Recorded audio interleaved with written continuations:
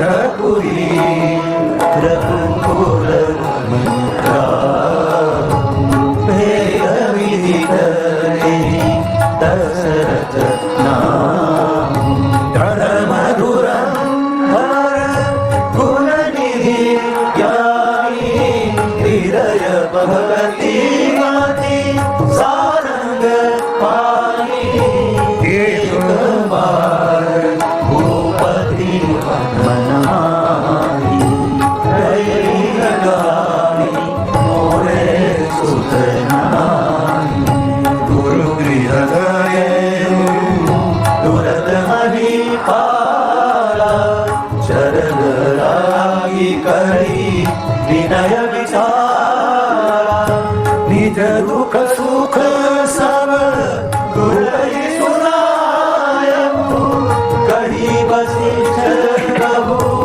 विधि समुदायऊ करहु दीय होय हरि सुसचारि त्रिभुवन विदित भगत भरहारि श्रृंगी ऋषि वशिष्ठ बोला पुत्र काम शुभ यज्ञ करावा भरति सहित मुनि आहुति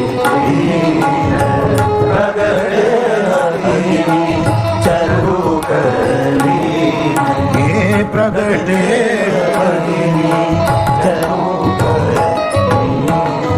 अवधपुरी शासन है रघुकुल का और वर्तमान राजाधिराज अवधपति है। दशरथ जी का परिचय देते हुए गोस्वामी जी कहते हैं वेदों के तीनों कांड जिसमें मौजूद है, ज्ञान कांड, कर्म कांड और उपासना कांड, जिसका नाम वेद विदित है, ऐसे महाराज दशरथ जी धर्म धुरंधर है यानी कर्मकांड है, गुण निधि और ज्ञानी है, ज्ञान वाग है, और हृदय में सारंग पानी की भक्ति है। तो तीनों का समुच्चय रूप दशरथ है।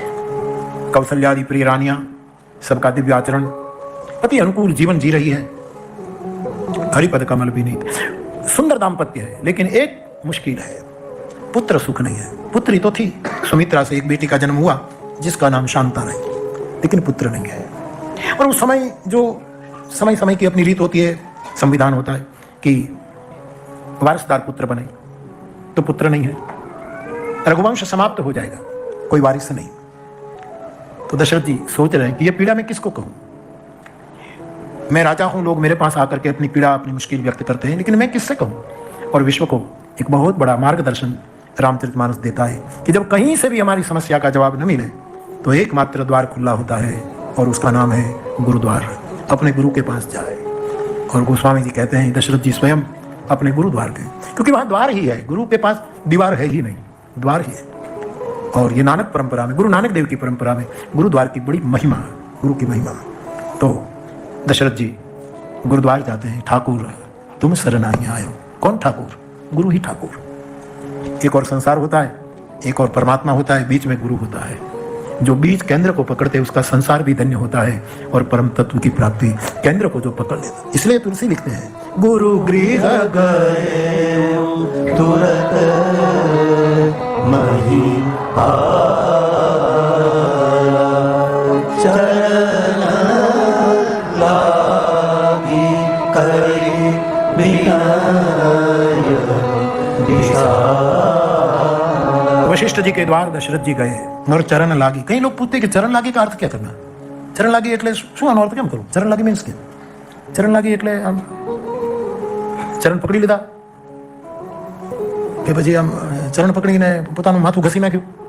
ચરણ લાગી આનો ગુજરાતી જ અર્થ કરવો પડશે, હિન્દી ને થાય પગે લાગ્યા, ગુરુને પગે લાગ્યા, માને પગે લાગ્યા, પિતાને ચરણ લાગી કરી વિનય विशाल विनय से, हृदय के भाव से, हृदय की विशालता से विनय किया, अपने सुख और दुख का समीध गुरु के चरणों में रख दिया।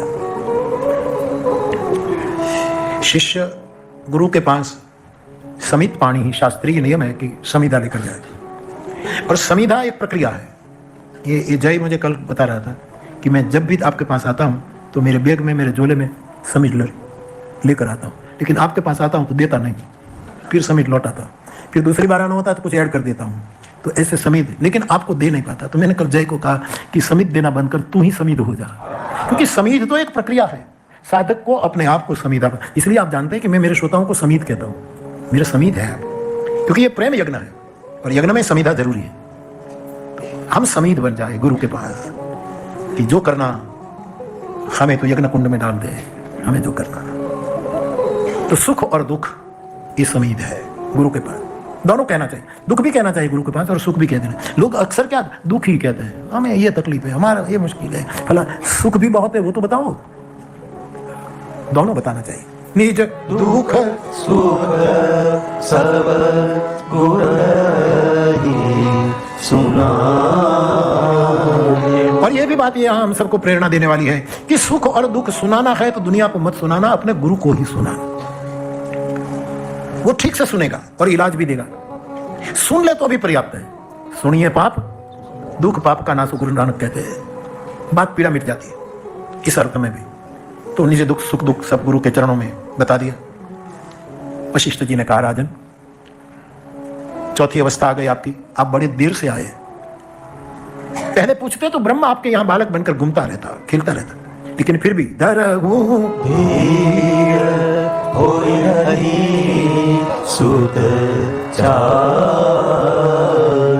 थोड़ा और धैर्य धारण करे, एक नहीं 4 पुत्रों के पिता हो जाओगे। भगवान बोले हाँ, और सामान्य नहीं, त्रिभुवन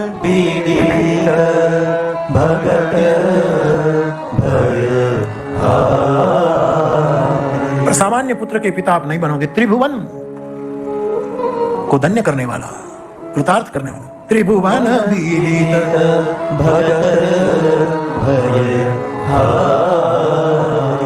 हमारे कैलाश के पीठाधीश्वर ब्रह्मलीन विद्यानंद गिरी जी कहते हैं त्रिभुवन जीवन राम, ये उनका शब्द है। त्रिभुवन भगत एक यज्ञ करना पड़ेगा राजन, तो आप आज्ञा करें, आप हमारे आचार्य हैं, पुरोहित है। बोले मैं नहीं करा पाऊंगा, श्रृंगी ऋषि को बुलाओ। श्रृंगी को बुलाया गया, पुत्र कामेष्टि यज्ञ का आचार्य बनाया गया, भक्ति सहित आहुति डाली गई और आखिरी आहुति के फलस्वरूप प्रगटे अग्नि चरु कर ली। आखिरी आहुति के परिणाम स्वरूप यज्ञदेव अग्नि के रूप में प्रसाद की खीर का कलश लेकर के बाहर आए।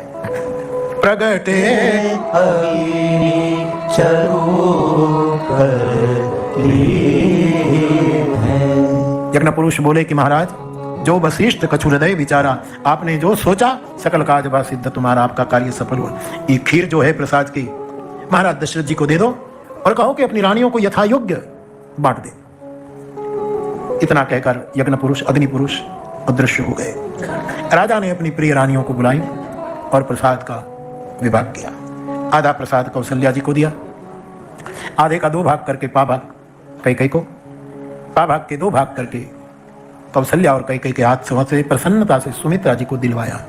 तीनों रानियों ने प्रसाद अपने उदरस्थ किया।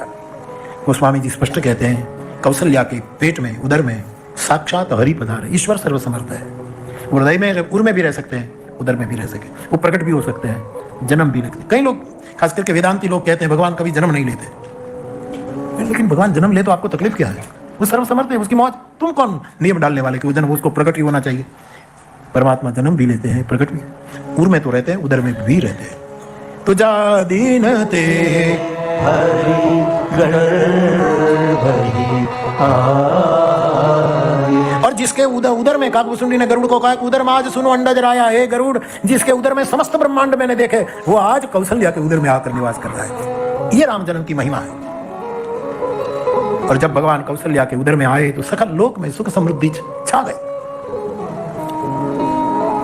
मंदिरों में तीनों रानियों सो रही है, सगुन होने लगे। परमात्मा के प्राकट्य की घड़ियां निकट आई, वो काल निकट आया। जो गल गल ग्रह सकल भय अनुकूल चर अरु अचर हर्ष जुत